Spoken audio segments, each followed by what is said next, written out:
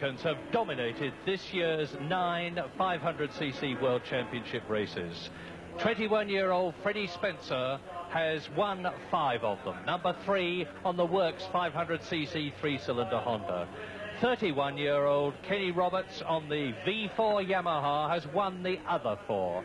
The result is that Freddie Spencer, the man who is only in his 2nd season of World Championship racing, riding against the veteran 31-year-old Kenny Roberts, whose autograph he once proudly got when he was younger, is now the man who is not only one of the hot favourites to win here today at Silverstone, but is leading the World Championship.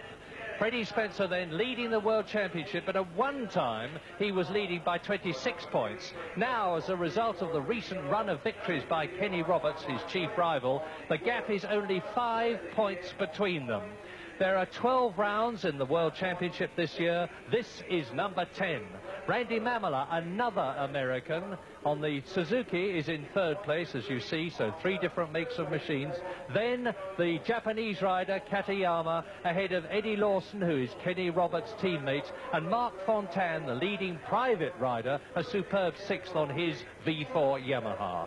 Now, today we have the prospect of Freddie Spencer battling against Kenny Roberts then. There is the grid. As you see, Kenny Roberts is in pole position and Freddie Spencer is right alongside him.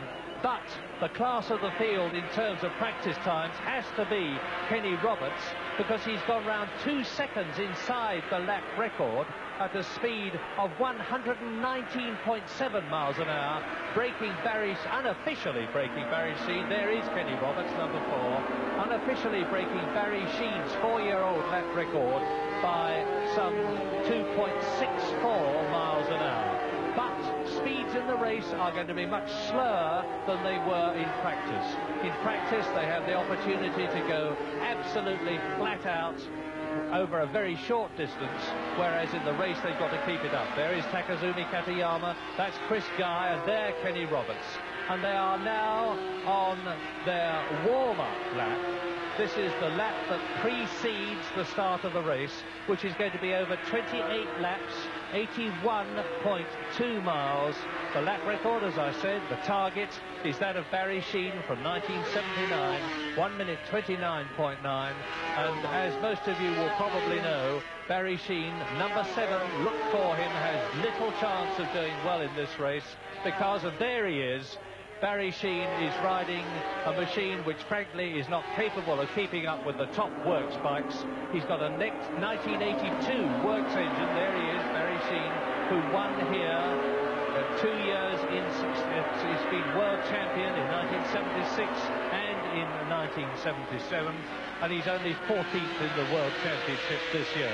So it's a sad fall for the man who fell off his machine so dramatically and damagingly in practice. There he is, at that very point he came off on the approach to Woodcote and had that result which must have produced the most famous X-ray pictures of all time of his shattered legs and the repairs that Surgeon Cobb did so brilliantly to them. But up at the front now, Freddie Spencer alongside the pole position. There is Freddie Spencer, only 21 years old. He comes from Shreveport, 15 points for a win.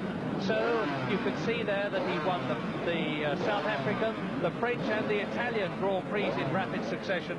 Then he was 4th in Germany, he won again in Spain and in Yugoslavia. He was 3rd in Holland and 2nd in Belgium, 105 points. Well, there's the man. It's doubtful that his Honda is quite as quick on balance as the Yamaha of Kenny Roberts, but on the other hand, Freddie Spencer is famous for his rapid starts. Kenny Roberts is equally famous for not getting away quite as quickly as he would ideally like. And don't forget that Spencer fell off on the first corner last year. That is Ron Haslam. Britain's hope now that Barry Sheen regrettably seems to be out of the top running. And Ron Haslam there started off brilliantly with 2 third places in the South African and French Grand Prix, then broke his own arm in one of the races, and he's only just recovered from that. And as a result of that, Haslam, number 9, who's riding one of the Works Hondas, the same as Freddie Spencer, is in 9th position in the World Championship with 23 points, and he finished 8th in the Belgian Grand Prix. And he's definitely a man to watch in this race, because superbly he is in 6th position on the grid, on the front row. And there you see Eddie Lawson's bike, number 27. That's Kenny Roberts' teammate, Eddie Lawson, who's riding in his first 500cc British Grand Prix, 5th in the World Championship with 54 points. The quiet man who comes from Los Angeles, having been the American champion. And number 8, the machine you saw on the left, was the Works Honda of the Japanese X350cc world champion Takazumi Katayama, 7th on the grid. He's won 11 Grand Prix in his career. He's won world championships, and is too a man who could do extremely well. But that's my point of view. Nobody knows more about motorcycle racing than the man alongside me, 7 times world champion John Surtees. And as we look at, on the right, Kenny Roberts, number 4, and next to him, number 3, what do you think? Well, Murray, it's one of those races where obviously the World Championship is the main contest. I think the weather is obviously worrying them as they sit there on the line. Talking to Kenny before the race, he said that he wasn't too concerned about making a quick start, because he preferred, in fact, to sort of power through in the early stages, and this got him into the right groove. Talking to Freddie, well, Freddie's a little concerned about the type of power he has here. He has plenty of top-end power, but he's concerned that it doesn't really work out right on this circuit. He has to do about 6 or 7 more gear changes per lap than, for instance, the Yamaha, because of the inferior power characteristics. But on the other hand, he's a real trier, and the Honda is a very handleable machine. 28 laps, and the race is going to start in about 40 seconds time. Very soon the 30-second board will go up. Number 3, Freddie Spencer. Alongside him, number 6, Randy Mamela. Then 27, Eddie Lawson. And alongside Eddie Lawson on the front rank is number 10, Mark Fontaine with the Yamaha. But these are the 2 men to watch. World Championship leader, number 3, Freddie Spencer, Honda. His rival and friend, I emphasize that, number 4, Kenny Roberts. This race is absolutely vital to the World Championship chances of both of them. And it's go. The crowd literally roars, and Spencer blasts off, and Roberts is left a bit behind, and it's Ron Haslam and Freddie Spencer into Cox together with Randy Mamela behind them, and the crowd roars as they see that Ron Haslam is leading the British Grand Prix. Rocket Ron is away on lap 1. The man who has only just recovered from that arm injury. He's in a superb state of mind. There is Randy Mamela and the distinctive style of Ron Haslam. And now Freddie Spencer is right up with him and through. And Mamela is in 3rd position. The World Championship leader, Freddie Spencer, leads as they approach the fastest part of the course, Hangar Straight, which is the long drag, 160 miles an hour. They're into Stowe, and Kenny Roberts is up into 5th place. And it's Spencer leads. Mamela is 2nd. Haslam is in 3rd place. Roberts is up into 4th place. And Jack Middelberg, the Dutchman who won here in 1981, is right up there too. Then the rest of them go through. Number 5 there is ex-world champion Moto on the Honda, who seemingly is well out of the running in the British Grand Prix. Didn't do at all well in practicing.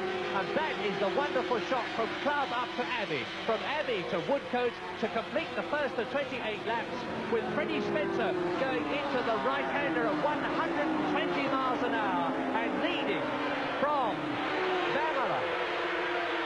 So there is Honda leading Suzuki. Now, Randy Mamola, number 6, won here in 1980. He's got a lot to do because although he's in 3rd place in the World Championship behind Kenny Roberts as he looks over his shoulder, and Roberts is 3rd, ahead of Haslam.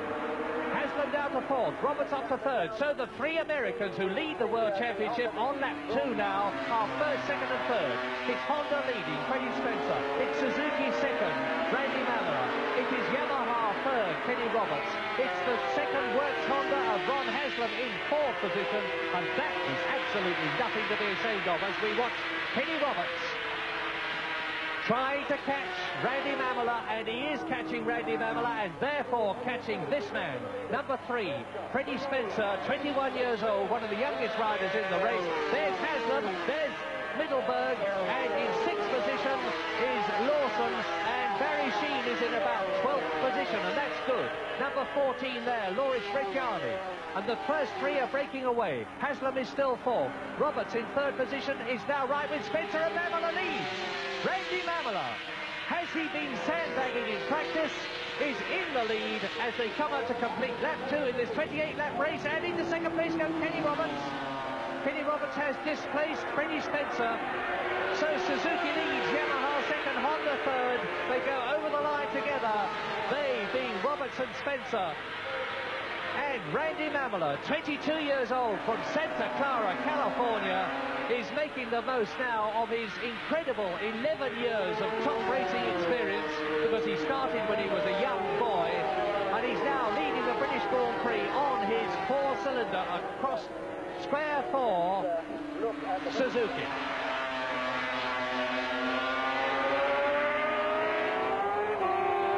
Mamola, Roberts, Spencer, the very distinctive yellow and white Suzuki.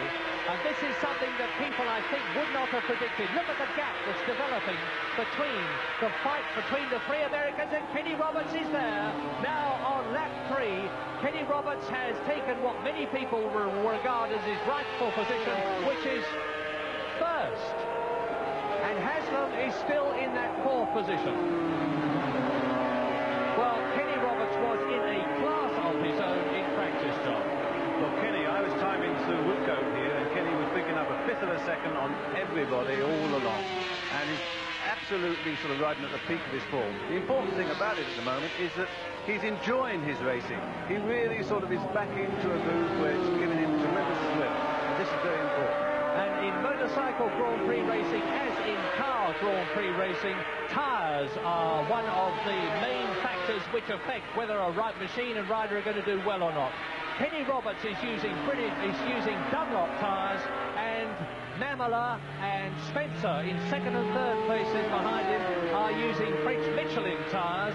So, since the Dunlops we know have gone a full race distance in practice tests at racing speeds, it bodes well for Kenny Roberts. He's leading, and this is lap 4. It's Roberts leading, it's Mamola 2nd, right behind him is Freddie Spencer. There, it's Lawson in 4th position. Mark Fontaine, number 10, is in 5th place. Lawson, number 27, the American, who is in 5th position in the World Championship, riding with his teammate Kenny Roberts, who is there in the lead. And we have spots of rain, as we had in the 250 race. Let us hope that they hold off. And Spencer is challenging Mamola for 2nd position. Well, this is just the sort of race that Roberts wanted to have. He wanted to come through from behind at the start and then put together a few very fast laps and cut to break away. An amazing testimony to the skill and coolness of these top riders was the way Kenny Roberts languidly turned round and looked to see where the opposition was. He saw behind him Mamola, but now coming up to take 4th position is Marc Fontaine, or is it? No, Marc Fontaine, the Frenchman in the blue leathers on the V4 Yamaha, challenging Eddie Lawson, who is now 4th, and Spencer is right up with Mamola. There is 4th, Lawson, 5th, Fontaine, 6th is Takazumi Katayama, 7th is Ron Haslam. And in 8th position, it looked very much to me like Jack Middleburg, but the leader, Roberts, is not pulling away now from either Spencer or Mamola. Lawson is holding on to that fourth place, and you'll see him come round the right-hander in a moment. There is Lawson fourth. Fontaine is fifth. Sixth is number 8, Katayama. Seventh is number 9, and that's Haslam. And in 8th position it is Jack Middleberg on the Honda, number 22. And this is lap 5. Well, Roberts is probably getting a few of those specks of rain onto his visor, and so he's sort of there doing not exactly the 100%. He's doing the 99% job and awaiting any deterioration in the weather. Kenny Roberts has been racing at the top level for 13 years. Multiple champion in America, and well down the field is Barry Sheen. He is in 12th position at the present moment. And that's out of the World Championship points, because the lowest position you can get a World Championship point in is 10th place. But Barry's got a long way to go now. The leaders come through and complete the 5th lap in this 28th lap. And Nobby Clark, the very famous mechanic, used to be, yes, but as we look at the race now, with no definite knowledge that it's being stopped, there are no flags out where I am. Freddie Spencer on lap 6 has retaken the lead, and the green flags are showing. The race is being continued, which I find surprising, but the ACU know what they're doing, and so the race is continuing with Freddie Spencer now having retaken the lead from his friend Kenny Roberts. Down to 3rd position goes the previous leader, Randy Mamela, and we're getting the same sort of racing, the 500cc British Grand Prix, as we superbly had in the earlier 250cc British Grand Prix. Spencer looks over his shoulder. He sees Roberts behind him, who's got Mamela behind him, and then it's Lawson in 4th position. It's Mark Fontaine in 5th position. In 6th place it is Takazumi Katayama. In 7th place it is Ron Haslam. And there is the leader. Well, this shows... Well, the riders are coming in now off the course. They must be seeing flags off a point where we are now, not in our sight, because riders are streaming into the pits. And there, nevertheless, the yellow flag is being waved, and the British Grand Prix is being stopped. Well, it looks like perhaps the riders themselves are bringing this about, because I can't actually see the black flag out. I think you're right, John. So it would appear... There is the oil flag. This is the sort of discipline which is being brought onto it by the riders, it would appear. And, you know, this just shows the responsibility of these people. And this will be the first time that I can recall where the riders have voluntarily decided during the race to stop it of their own volition and to come in order to give, unfortunately, Peter Huber the chance to be removed from the course. I'm not so sure, Murray, that there wasn't 2 machines involved in that. They look to be... Well, this is incredibly confusing and worrying, because look, you can see Spencer, Haslam and Roberts are going on. They're riding on. Now, admittedly, not at flat-out racing speeds, and I simply cannot understand what is happening. The red flag has now been produced at the start. Kenny Roberts has been gesturing at the start officials. The gesture, we assume, meant, why aren't you stopping the race? Where is the red flag? We've seen other people riding in. But it is a worrying and surprising situation that apparently, and I emphasize that I'm talking I'm talking unofficially, the riders have unilaterally decided, or multilaterally rather, decided to stop the race. Well, anyway, the red flag has gone out to show that the race is officially being stopped. There is the sort of communication network which is available to the officials here of the Autocycle Union. There is the red flag, and what an awful tragedy from every point of view that a race which was showing so much promise and such a magnificent battle between the 2 top riders of the year should have to be stopped in this way.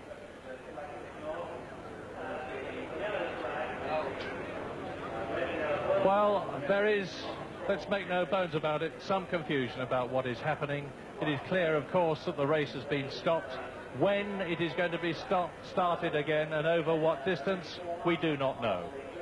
But Barry Gill is down in the pit lane with Barry Sheen. Well, one man who isn't confused is Barry Sheen. He's explained, Murray, that out of camera something happened we didn't see. Barry, what exactly happened? I honestly don't know what happened, but there's an accident around the back as you come out of, I don't know what the name is, one of the right-hand corners. And it's pretty nasty. There's bikes all over the track and that. And there was cross flags there, an oil flag and a yellow flag, which means stop. So what the bloody hell the other lot are doing going round, I really don't know. I mean, you saw that signal straight away, Barry? Yeah, I saw it and it stopped. Well, that's what they're for, isn't it? Barry, what happens now to riders like yourselves who are going to go out all over again, knowing there's been, as you said, a fairly nasty accident? Well, I didn't see what happened in the accident. You know, I think we're all aware that accidents can happen, probably me more so than a lot of other people.